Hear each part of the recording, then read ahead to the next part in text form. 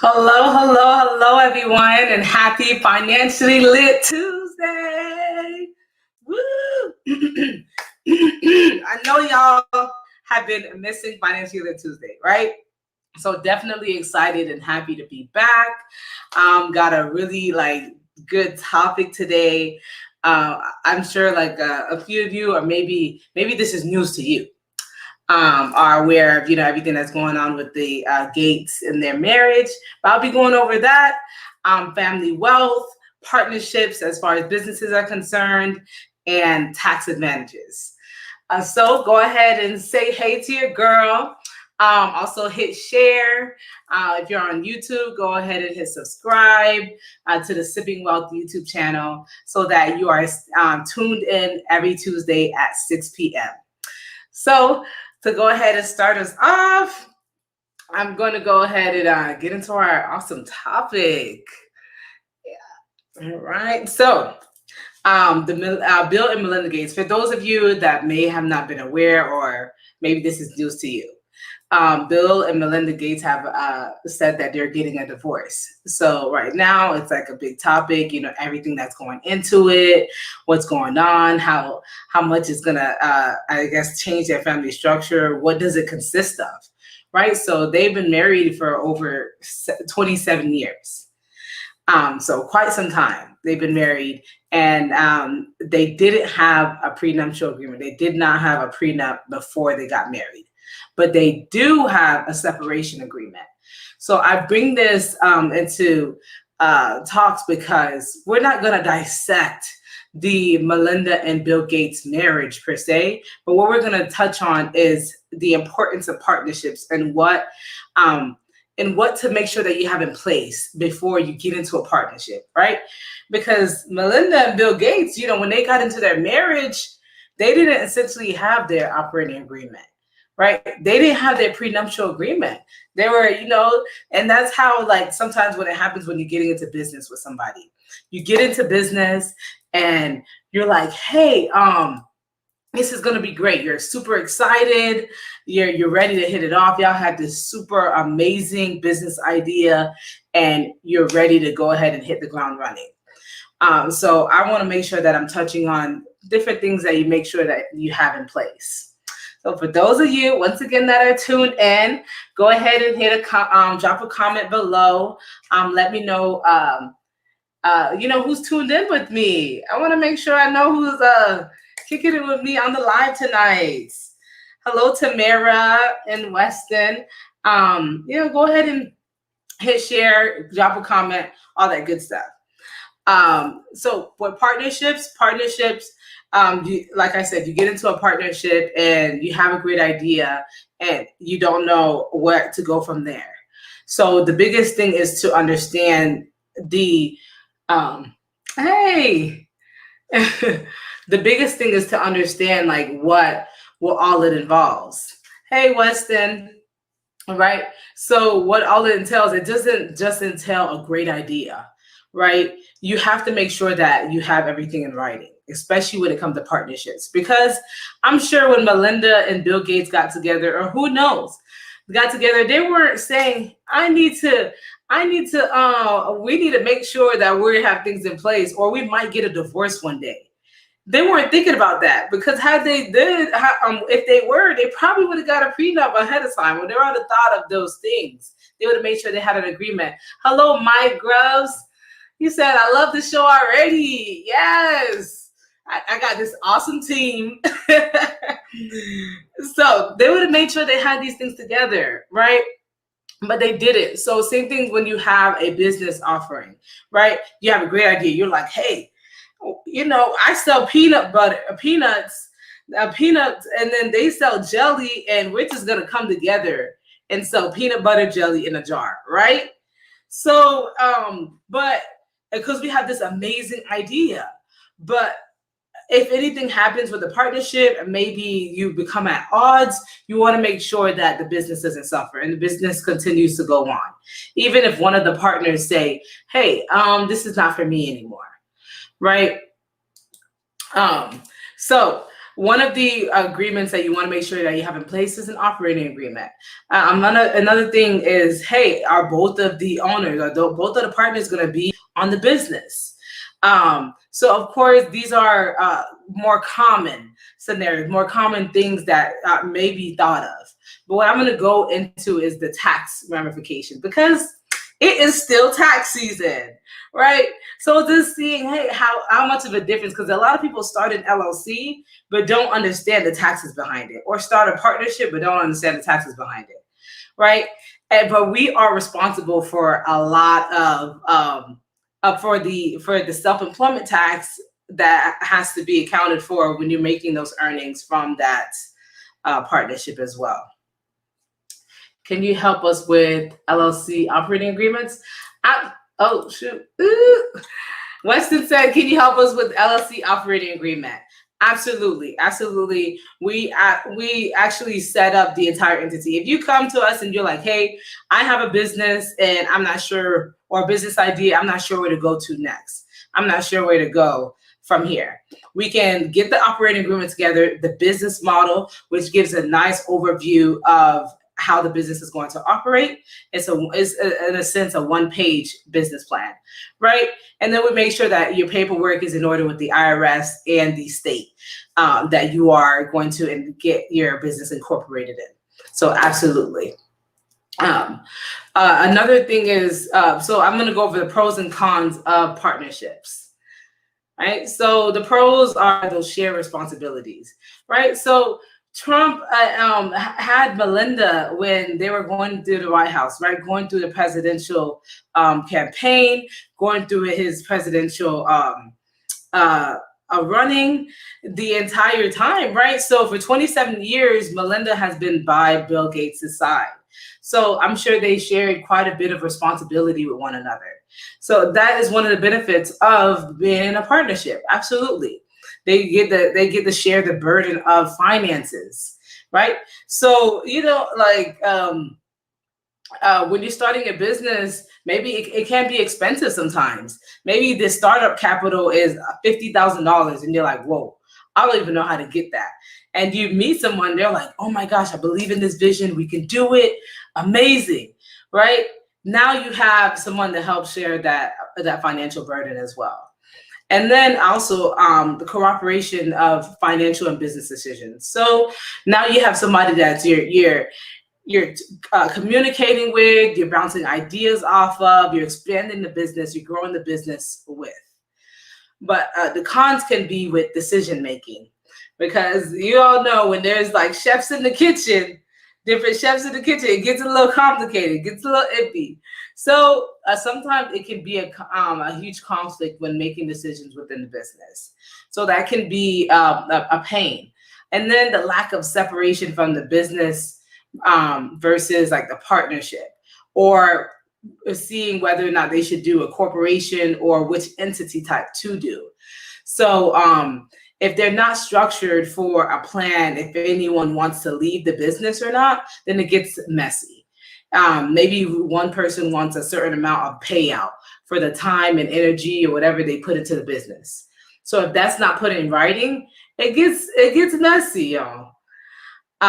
So just making sure that we're taking those things into account, right?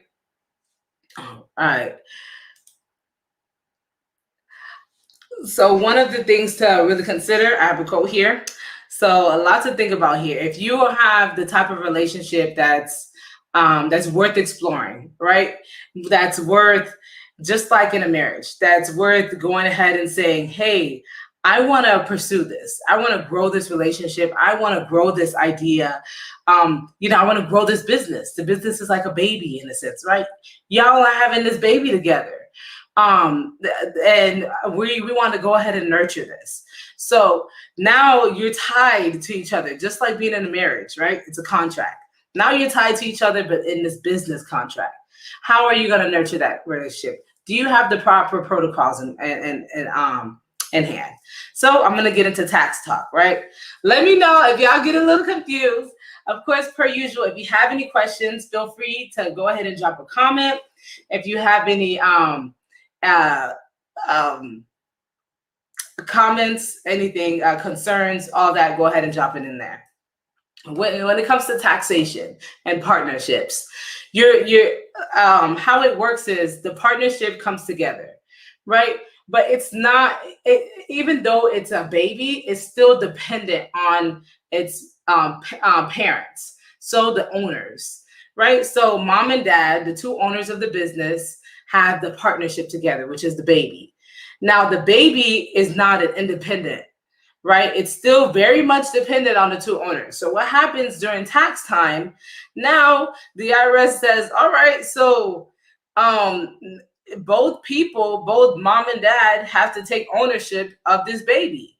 So whether the baby made a loss or a gain during the year, that has to be reflected on your personal tax return, because this is just a partnership.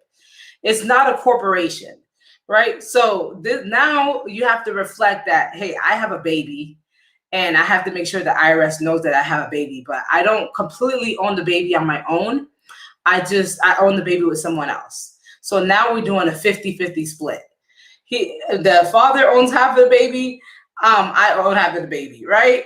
So like I said, if the baby made $20,000 that year, then the father has to pay $10,000 in taxes for that that money that the baby made, and then the mom has to pay that as well.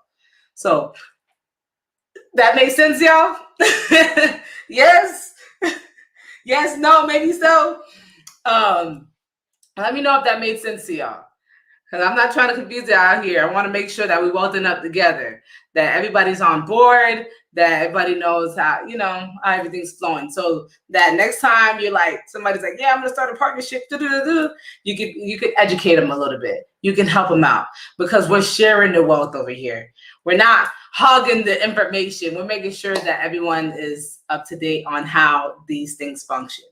So, like I said, if the baby lost $10,000 for the year, you have to reflect it on your personal tax return. So this is where this kind of comes in hand. Now, self-employment tax. If because you are still reflecting this partnership's income on your personal tax return, you're still responsible for that self-employment tax, which is Medicare and Social Security. As a sole proprietor, as a self-employed individual, you have that self-employment tax that you have to take into account as well. So not only are you paying taxes on the income, but you're also paying taxes on being self-employed and receiving that income from being self-employed as well. Are there different ways to get around that? No. But are there ways to help reduce that amount? Absolutely. Just come on, if you have a partnership or if you have an LLC in general and you're like, hey, I'm paying so much in taxes. I converted during this tax year so many entities.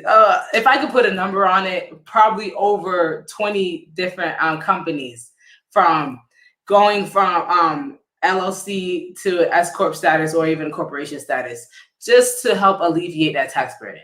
And we're still working on making sure that we're getting that paperwork in order to be able to make that conversion with quite a few of my clients.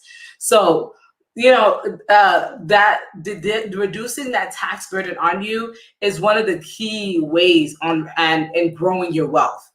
If you don't know how to reduce your tax burden, get in touch with somebody that does. Grandma Financial, right? So, of course, I studied tax law for over 10 years now, almost 11 years. Things change literally every year, especially now with the different offices, the presidents coming into office, the different legislations being dropped. So tax laws change, right? But the benefits and making sure that you are paying less in taxes is still around, right? There's no 87% of the taxes that are being paid by the working class and lower class Americans, right? So very little is being paid from corporations. Just to put that in retrospect, right? Succession planning. Succession planning is big because now Melinda and Bill Gates came together and they're like, hey, we didn't do a prenup, But let's go ahead and do a separation agreement, because we want to make sure if we end up separating that, we agree, we come to terms with what's going down so that it's not a messy divorce. Same thing when it comes to business. When you have to make sure that, hey, in case something happens, there is something put in place that says, hey, these are the next steps. Because if you wait until something happens to create those steps, you're being reactive. And when you're being reactive, that's when mistakes happen. That's when you overpay, because you're just trying to be quick with with your reaction, right? So you're spending all this money, you're spending all this time because you didn't plan before. So business succession planning also has to do with, hey, does the business get passed down to my children? Does it get passed down to a trust? Does it get passed down to, where does the business go? Does the business die with you? Does it die with the partners? So really making sure that's what the succession plan is. Excuse me, y'all. All right, co-owners. What happens? Do my shares of the business get sold to my partner or to a partner in the business, a co-owner? Or does my share of the business go to my kid? So that is something to bring up in succession planning as well, especially with partnerships. Heirs. Heirs being, hey, is it passed down? Is ownership passed down to a child? Right? Key employees. Maybe I sell the business or give the business to a key employee that it has really been a trusted individual throughout the course of the business. So no, or maybe I give it to an outside entity. Hey, if something happens, I sell it to Johnson & Johnson's first company that popped in my head, or whichever entrepreneur. I sell my business to whoever, fill in the blank, right? Or another company. Maybe I do it gets merged onto someone else.